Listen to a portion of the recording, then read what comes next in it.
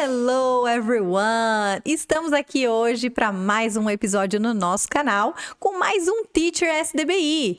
Então vocês que às vezes não têm oportunidade, né? A gente sabe que os alunos gostam de ficar, são apegados a ficar um professor ali durante mais tempo. Às vezes acabam não conhecendo o resto do time. Para quem não sabe, o Instituto é composto por 16 incríveis professores. E aqui nessas séries, nesses tópicos onde cada um vai ensinar um pouquinho de algo útil para vocês levarem para o dia a dia na hora de falar inglês, vocês vão conhecendo também o quanto eclético é o nosso grupo, né? Então, o quão diverso é esse ambiente, é esse mundo do inglês, onde várias pessoas que têm o inglês como paixão, como às vezes até um hobby, e aí acaba trazendo isso para a vida, vira uma profissão e começa a compartilhar conhecimento e não para mais. Então, é a maioria dos casos dos nossos professores, e eu acho que isso só agrega, porque eles vêm de diferentes crenças, de diferentes ambientes em si, e acaba ainda compartilhando muito mais o que eles sabem de experiências de vida linkadas com o inglês. Então, estamos aqui hoje com a nossa teacher Ana Lídia.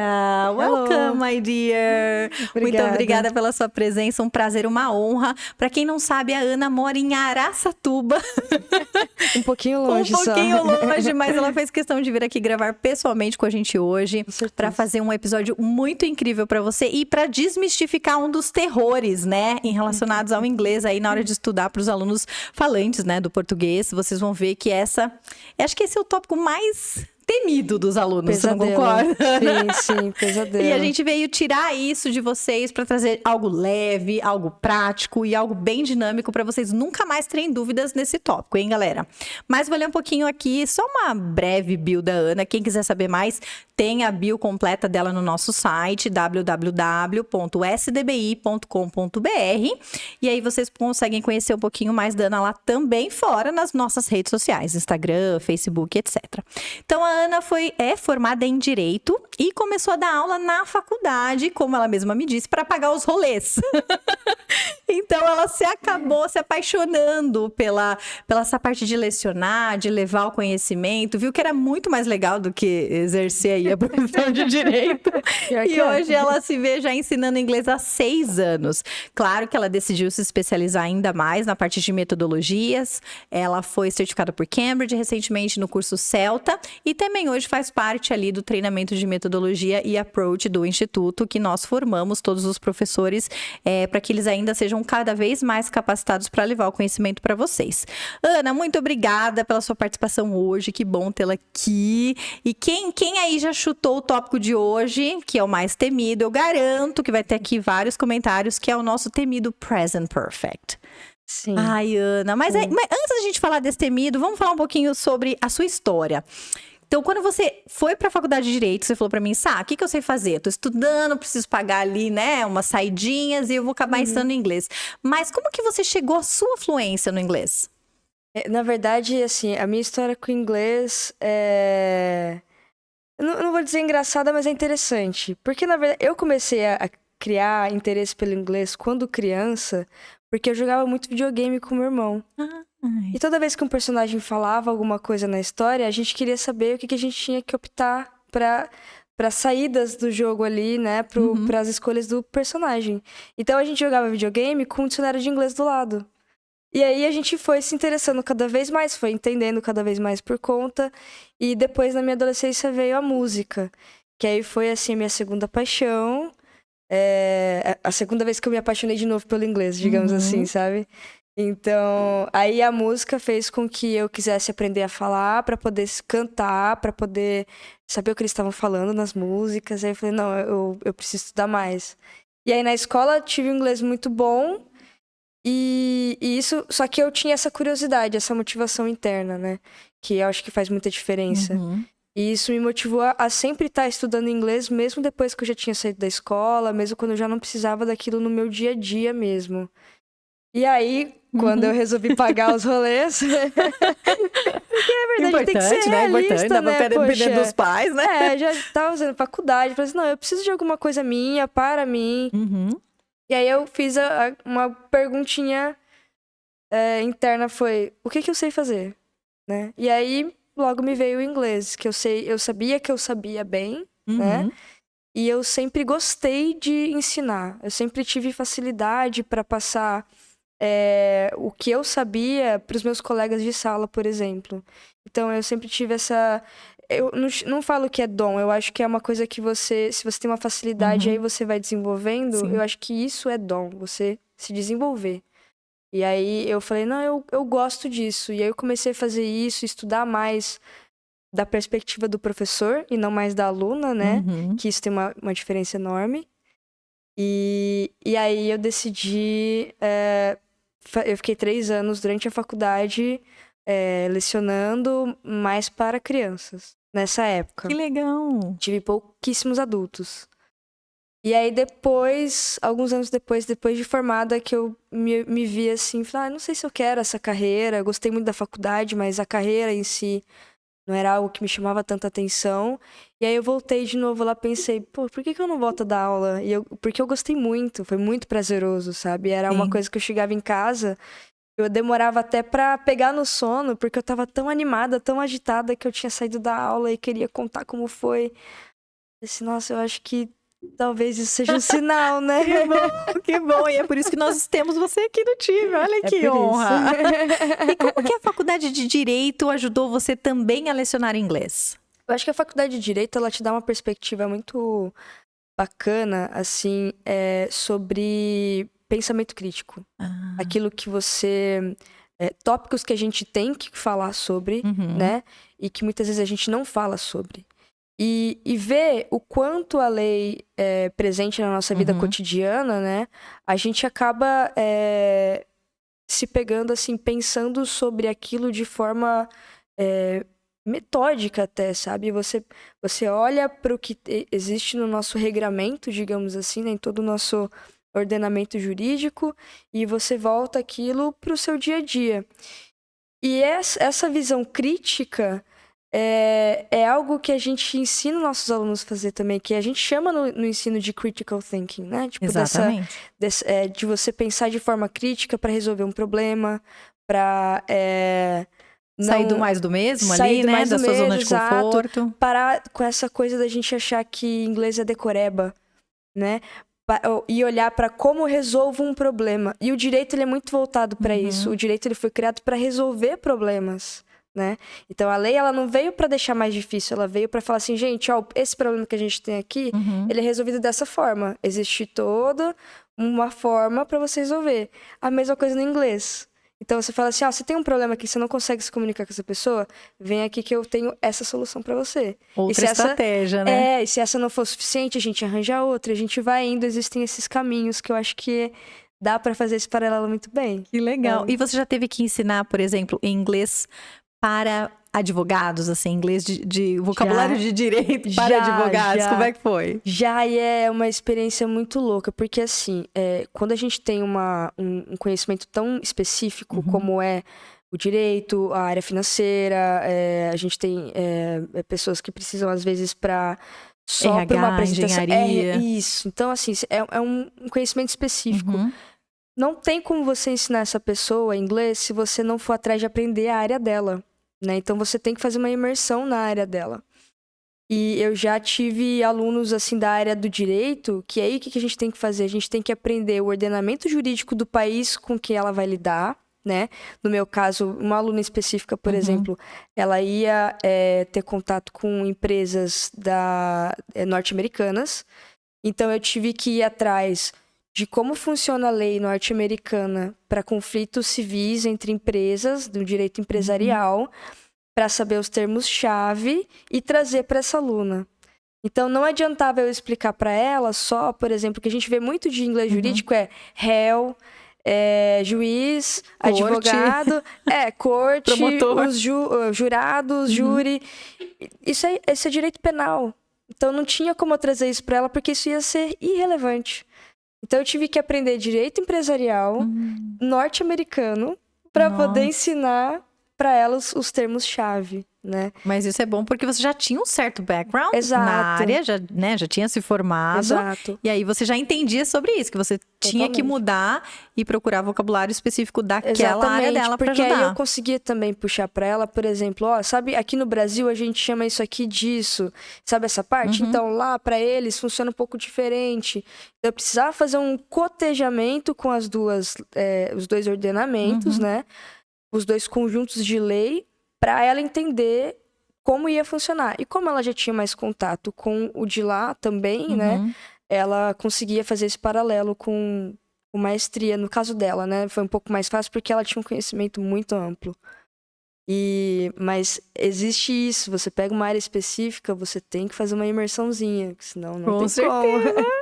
Hoje em dia, só para dar um overview para vocês, 80% dos nossos alunos, né, Ana, diria que eles são mais voltados para Business English. Então, são esse tipo de pessoas que a Ana reportou aqui, que precisam de inglês para o mercado de trabalho, vão ter contato ali com uma multinacional, com pessoas estrangeiras.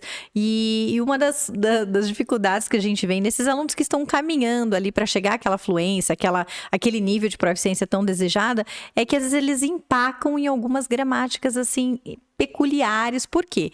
Porque a gente não tem elas no mesmo sentido, no mesmo uso, no mesmo nível que a gente tem no português. E a gente vê que, às vezes, no começo é um pouco difícil para os alunos conseguirem materializar essa diferença entre o inglês e o português. A tradução é meio que automática, né? Você está falando, pensando, como que eu falo isso mesmo? Pensa um pouquinho em inglês, pensa um pouquinho em português. E por isso que a gente decidiu trazer, então, a diferença principal do Simple Past e do Present Perfect, que são aquelas duas gramáticas que parecem, mas não são. Exatamente. Pensando ali no contexto do português, tipo, primas. Boa, primas. Eu tinha pensado nesse parentesco delas. Elas podem ser consideradas primas, né? Bem legais. Primas parecidas são... são suas irmãs? Que você... E qual que você diria que, assim, são as primícias dessas duas gramáticas? Quando que a gente usa uma e quando que a gente usa a outra? Olha, uma forma básica, assim, é sempre eu acho que começar pelo Simple Past, né? O Past Simple, ele é muito mais compreensível, né? Então, quando você consegue trazer o aluno para entender que o Past Simple a gente usa para falar sobre algo que aconteceu em um determinado momento no passado. Então, aquela história que, se você pegar uma linha do tempo, aquela história que você consegue colocar um ponto. Ela teve começo, meio e fim naquele período. Esse é o Simple Past. Vai contar uma história da sua vida? Simple Past. Eu fui em tal ano pra praia com a minha família. Simple Past. Começo, Show. meio e fim. Vamos pensar num exemplo mais business, assim. Um aluno que tá desempregado, por exemplo, e ele vai se aplicar ali para uma job interview em inglês. Em que momento que ele usaria o Simple Past? Ele vai, com certeza, usar o Simple Past para falar sobre a experiência passada dele, né? Então, por exemplo, I worked for tal empresa, digamos assim, entre o ano 2000 e 2005, por exemplo. Então, I worked for Company X from 2005 to 2010, por exemplo. Então, ele define um tempo que teve começo, meio e fim, aquela ação dele, o período que ele trabalhou. Ele pode falar também sobre a faculdade que ele fez, né? Então, são todos pontos da história dele, né? Ele tem a linha do tempo da vida dele e ele tem esses pontos. Eu fiz faculdade, eu trabalhei para essa empresa, depois eu me mudei de cidade e fui trabalhar para outra empresa. Então, esses trabalhei, estudei, fiz, falei, fui, são todos Simple Past que a gente fala, né? E teve começo, meio e fim dentro da vida dele.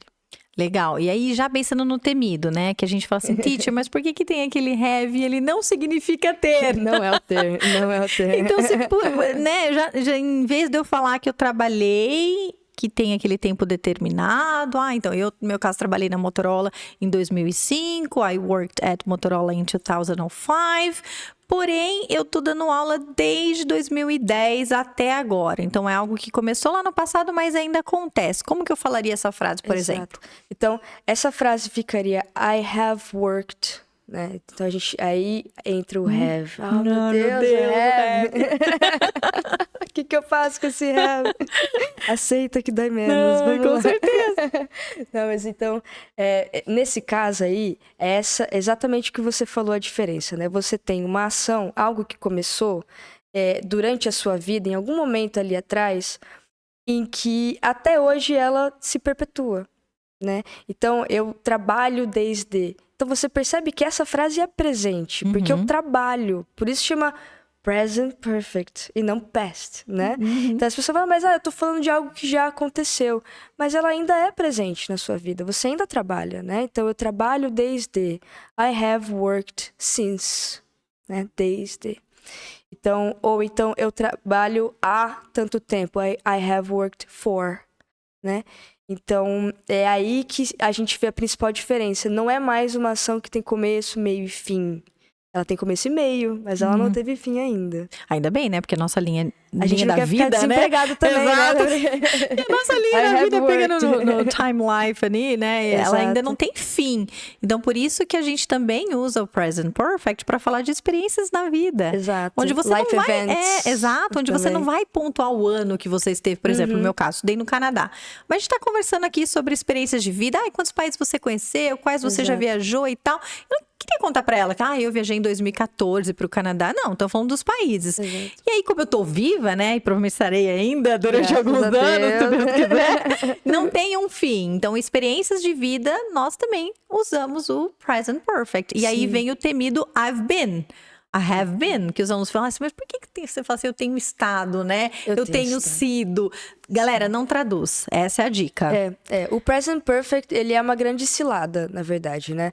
Porque, principalmente para os alunos que eles vêm de um beginner e depois eles vão começar a ver, na hora que eles estão fazendo a transição para um intermediário, elementary, né?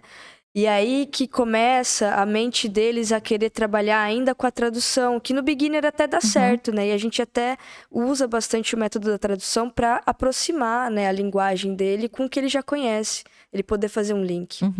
Então, aí quando ele começa a desenvolver um pouco mais, ele percebe que nem tudo é traduzível. Porque o present perfect, ele não existe no português. Não existe.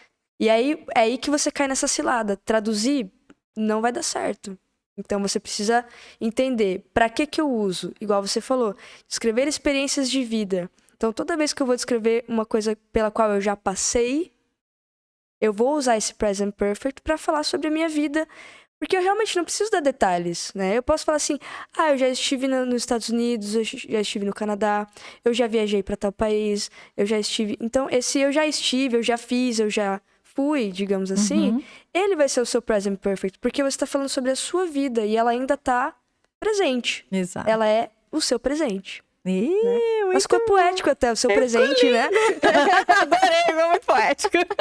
A sua vida é o seu presente, vivo agora. Mas então, não se esqueçam do contexto. Tudo tem um contexto, a gente não pode estudar coisas aleatórias, pegar ali uma tradução, pegar uma frase e achar que, não, isso aqui não faz um pingo de sentido, não. Sempre tragam para o seu contexto, sempre tentem trazer para aquele exemplo mais prático, né? Mais realista do seu dia a dia. Acontece muito com o present perfect, os alunos pegarem...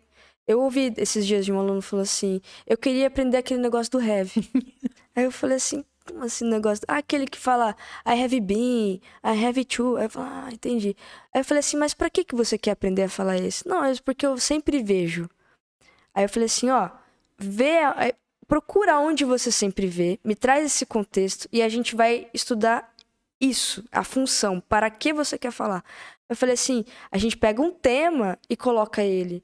Porque você estudar a gramática pela gramática, e aí ele fez um comentário interessante que foi, esse negócio de gramática eu nunca decoro. Eu falei assim, então por que você tá me pedindo pra eu te ensinar present perfect só pelo present perfect? Vamos trazer a função, pra que ele serve? Então, igual você falou pro business, eu uso o past simple pra falar das minhas experiências, mas eu posso falar do present perfect pra descrever meu trabalho atualmente, desde que eu entrei na empresa até hoje. por exemplo. Então eu não preciso mais ficar decorando a regra do present perfect. Eu vou saber a estrutura dele no meu dia a dia, na seu minha contexto, realidade. naquilo que você Exatamente. precisa. E que aula, hein, galera? Se vocês têm bastante comentário, perguntas, dúvidas, deixem aqui nos comentários que a teacher Ana Lídia vai mandar individualmente para cada um. Ó. E aí a gente vai trazer ela para trazer outros tópicos, outras dúvidas de mais alunos, que esse sempre é um tópico muito selecionado, né? Muito pedido pelos alunos, por isso que a gente decidiu trazer. Espero que vocês tenham gostado. E não se esqueçam de curtir esse canal, ativa o sininho, compartilha, manda para um amigo que está tentando melhorar o inglês também, porque a gente sempre tenta trazer um tópico muito útil para vocês, que vai de acordo ali com o seu dia a dia, com a sua rotina, para você sair daqui, aprender e já colocar em prática. Agradeço aqui aos nossos patrocinadores mais uma vez, que ajudam esse canal a estar aqui ao ar, e espero vocês no próximo episódio. Thank you, Ana! Thank you! See you guys! Bye, bye! Bye.